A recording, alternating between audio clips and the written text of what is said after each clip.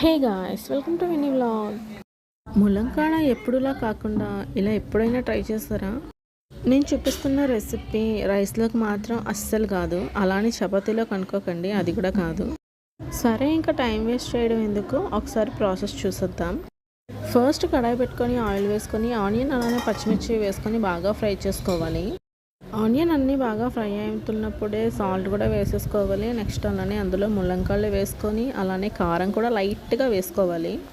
అవన్నీ బాగా ఫ్రై అయిన తర్వాత కాసేపు మగ్గినాక అందులోని వాటర్ అయితే పోసుకోవాలి. వాటర్ అంతా డ్రై అయిపోతుంది అనే టైంలోని కొంచెం బెల్లం వేసుకోవాలి. మనం ఎంత తీపి తింటామో అంత తగ్గ బెల్లం వేసుకోవాలి. బెల్లం కరిగి దగ్గర పడిన తర్వాత స్టవ్ ఆఫ్ చేసేసుకోవాలి. ఇలా ఒకసారి ట్రై చేసి చూడండి, మళ్ళీ మళ్ళీ తినాలని మీకే అనిపిస్తుంది. అలానే ఈ వీడియో నచ్చితే ఒక లైక్ చేసేయండి.